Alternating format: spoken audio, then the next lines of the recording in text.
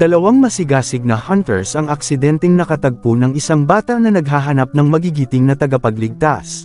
Kahit hindi sanay sa pakikipaglaban ng mga halimaw, kinuha nila ang trabaho kapalit ng maraming ginto na pabuya mula sa hari. Ngayong araw, ikikwento natin ang istorya ng Dragon Hunters. Nagsimula ang pelikula sa mundo na kung saan maraming lupa ang lumulutang.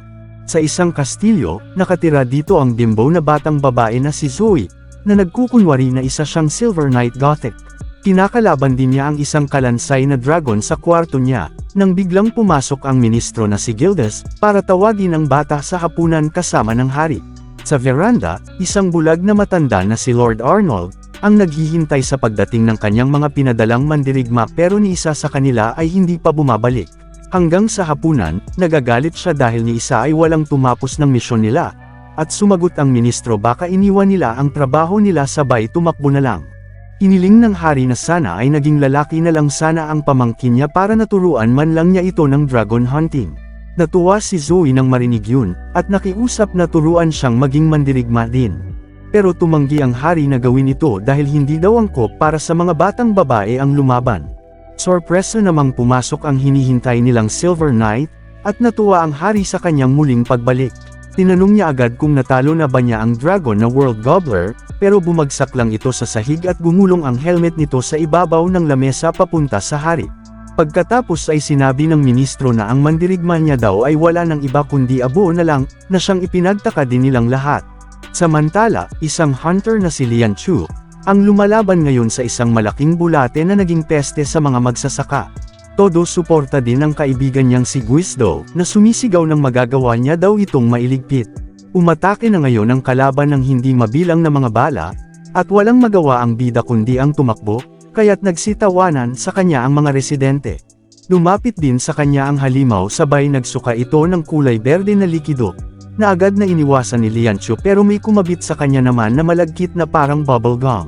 Ang asong alaga naman nila na si Hector, ay kinagat ang buntot ng bulate, pero inihagis lang ito pagkatapos. Kumapit ang bida sa may lumulutang na lupa pero matibay talaga ang likido at hinila ulit siya pabalik sa kalaban.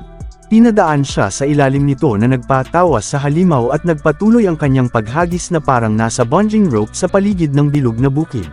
Nilapitan siya ng kanyang alaga ulit at napansin ang sandata sa di kalayuan. Kaya inihagis niya ito papunta doon at hinukay ang lupa para makuha ito. Sa huli, lumundag si Lian Chu at inatake ang buntot ng halimaw. Ginawa niya ulit iyon ng maraming beses hanggang sa umapaw ang mga likido nito sa buo nitong katawan na tumalo din sa peste. Natuwa sa kanyang pagkapanalo ang kaibigan, pagkatapos ay sinimula na nitong singilin ang mga magsasaka ng bayad sa ginawa ng kanyang kasama. Pero nagalit lang sa kanya ang leader at ang katwiran nito ay mas malaki pang gastos ang ginawa ng kasama niya sa pananim na mga gulay nila. Kasama na ngayon ang lahat ng magsasaka, galit na pinapaalis na sila ngayon sa kanilang bukid. Kinagabihan, nagagalit si Guizhou dahil hindi nagbayad ang mga tao kanina at sumagot si Lian Chu dahil wala din daw pera ang mga yon. Nagalit din ito dahil ang mga dragon hunters daw ay hindi nananahi. Sinabi naman ng kasama na ang nanay niya ang nagturo nito sa kanya sabay ng paglakad nito papalayo.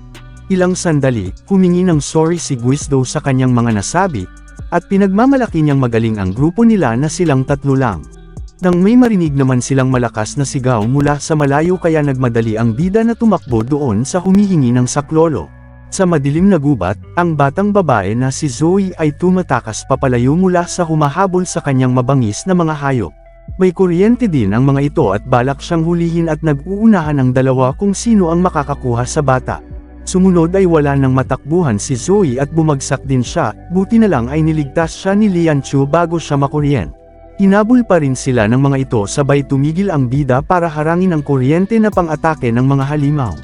Nang ipagdikit niya ang dalawang bakal, bumalik sa mga kalaban ang malakas na kuryente nila na siyang tumalo din sa mga ito. Nasaksihan ng bata ang pagbagsak ng mga kaaway sabay inakala niya na isang Silver Knight Gothic si Lian Chu. Nang yakapin niya ito ay nakuryente siya, at nakakatawang tumaas ang kanyang mga buhok. Dumating na ngayon si Guizhou na sinisingil ang bata sa pagligtas nila sa kanya, pero sinabi ni Zoe na wala daw siyang pera. Ipinaliwanag niya na naghahanap daw siya ng magiting na warrior, at siguradong babayaran daw sila ng mayaman niyang tiyuhin. Pagdating nila sa kastilyo, bumati si Guizdo ng maligayang araw sa hari pero sinalubong lang sila nito ng pagsigaw at galit dahil sa naglayas daw yung bata. Ipinaliwanag ng mga bida na isa silang manlalakbay na mga warriors, kaya sinabi ni Arnold na may misyon siya para sa kanila. Pumasok sila sa isang silid na kung saan may mga display dito na mga dragon. Ipinaliwanag ng hari na kada 2 dekada, gumigising ang mabangis na dragon at sinusunog lahat ng mapuntahan nito na nag-iiwan lamang ng puro abo. Ipinakita rin niya ang timeline na nagsasabi ng kalendaryo ng muling paggising nito mula sa pag-collapse ng mga gusali. Umuusok na mga mandirigma, pulang mga ulap, mga tulay na humihiwalay sa lugar nila, mga bayan na gumuguho, at ang huli ay nagsasalitang mga hayop. Kapag nangyari lahat ng mga ito ay magbabalik muli ang kumakain ng mga buhay, ang dragon na tinatawag na World Gobbler. Dinagdag ng hari na hinarap niya na daw ito, pero dahil sa nakakasunog na titig nito ay nagsanhi ng pagkabulag niya. Inutusan niya ngayon sila na pumunta sa kanluran sa may pinakadulo ng mundo, at iligpit ang dragon habang natutulog pa. Kapalit nun, palilagwan daw sila ng mga ginto at ipinakita nga iyon ng ministro. Namangha ng sobra si Guizdo at agad na pumayag na gawin ang napakadaling misyon para sa kanila. Pinigyan din sila ng paunang bayad at pumirma din ng kontrata. Pagkalabas nila ng kastilyo ay natutuwa ng sobra si Guizdo sa perang hawak niya, pero agad namang natakot nang maaninag nito ang dragon sa may arko. Tinanong siya ni Liancho kung saan daw siya pupunta at ang katwiran ng kasama ay anong pakialam nila sa pagkagunaw ng mundo kung meron naman daw silang sapat na pera para makabili ng sariling bukid. Sumunod din sa kanila ang batang si Zoe na gusto rin daw na sumama sa kanila. Biglang nagwawala na ngayon ang parang mga ibon at sinimulan din silang habulin ng mga ito. Sa may tulay ay nagtipon-tipon ng mga yun na humarang kay Liancho. Umuo ito ng isang dambuhalang halimaw at sinubukang atakihin ng bida pero hindi ito tinatablan. Nagbugay ito ng apoy sa kanila at agad silang nagtago sa likod ng arko. Napansin ni Liancho ang kahoy sa di kalayuan kaya habang iniilagan ang halimaw, nagpunta siya doon at ginamit ang kahoy para magpadulas papunta sa kabundukan. Sinubukan siyang habulin ng halimaw pero nawasak ang tulay sa kinatatayuan nito kaya tuluyan itong nahulog. Pagkatapos ulit ng mahabang paglalakbay, nakarating sila sa isang abandonadong gusali sa ibabaw ng tulay. Sa kabila nito ay may nakakatakot na 2 bundok na kailangang akyatin nila pero minungkahi ni Guizdo na sa ibang ruta na lang daw sila dumaan. May napansin naman ang bata sa di kalayuan at ito ay si Lens Flare na sakay ang kabayo at isa rin siya sa magigiting na mandirigman ng kanyang tiyuhin. Pagkalapit ni Zoe ay mukhang wala sa kanyang sarili ang kabalyero at hindi rin ito nakilala ang bata sa una. Gumawa rin ito ng mga puppet na kamay na ipinagtaka ng dalawa sa kung anong nangyayari. Tinanong ni Zoe ang tungkol sa World Gobbler pero nagpatuloy lang ito sa pagiging baliw at nahulog din sa kabayo. Ipinakilala ng bata ang dalawa na sila ang tatalo sa World Gobbler, pero binalaan lang sila na nahihibang lang kayo sabay tumakbo na ito papalayo.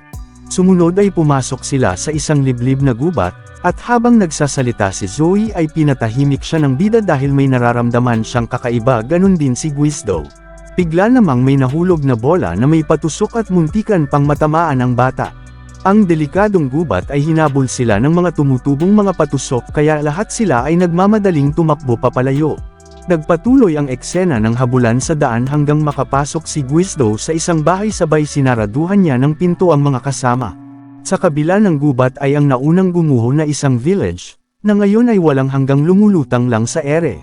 Napansin naman ni Liancho ang kakaibang mga dahon sa puno ng great tree, pero walang pakialam dito ang kasama kaya sumigaw siya, sabay lumipad ang mga yun papunta sa kanila.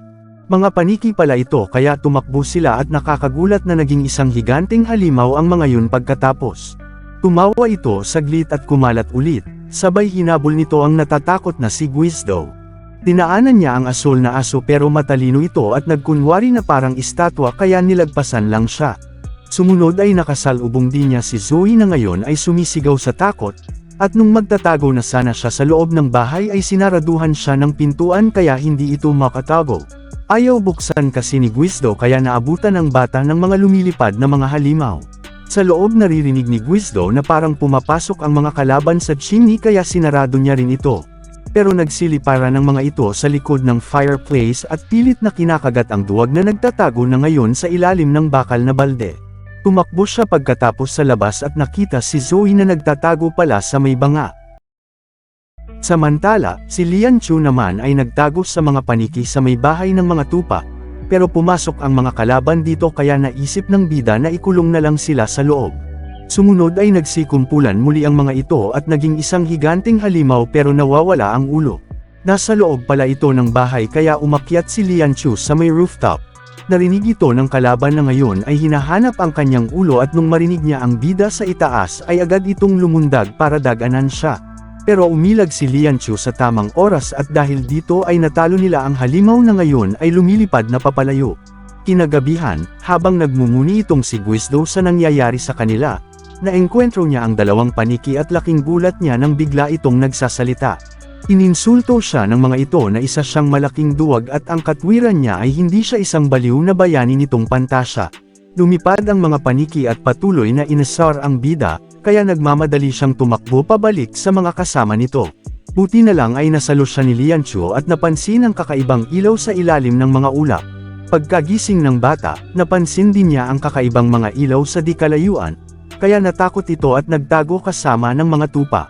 Pagkatapos ay nakita niya ang bida na dala si Guizhou, pero may kakaibang nangyayari din sa kanya nang magsimulang umarte ito na parang nababaliw. Nagsumbong ang bata na parang nasisiraan na daw ng bait si Guizhou na parang kay Sir Lance Flare, pero mas focus si Lian Chu sa mga liwanag na nakapalibot sa kanila. Biglang sumabog naman ang mga lupa at bumulusok ang mga demonyong apoy papuntang langit, at isa pala itong mga baboy damo na may mga pakpak. Sila pala ang sumisira ng mga nayon at nagsimula na rin itong umatake din sa kanila. Sa gitna ng kaguluhan, nakukuha pang tumawa lang ni Guizhou kaya naasar sa kanya si Zoe. Patuloy pa rin sa paglibot sa kanila ng mga ito hanggang sa tuluyan ng bumagsak sa lupa ang gusali na kinatatayuan nila. Gumagalaw ang buong lugar at nakikita nilang may bumabangon mula sa makapal na mga buhangin, ang isang dambuhalang halimaw na may lumiliwanag na mga mata. Pinalaan ni Lian Chu sila na magtago na muna, at naalala ni Zoe na ito yung bungo na dragon na nasa mga panaginip niya. Ilang sandali, ay nakita nito ang bida kaya nagsimula itong sumigaw ng malakas, pagkatapos ay lumapit sa kanya pero matapang na sinugod ito ng bida. Lumundag siya sa malaking bibig nito, at inatake din ang matibay na ngipin na sumirlang ng kanyang sandata. Sumunod ay nahulog si Lian Chu mula sa ere, at diretsyong kinain din siya ng halimaw. Buti na lang ay nakaiwas siya sa likod ng mga alikabok at tumitig sa kanya nang malapitan ang dambuhalang dragon.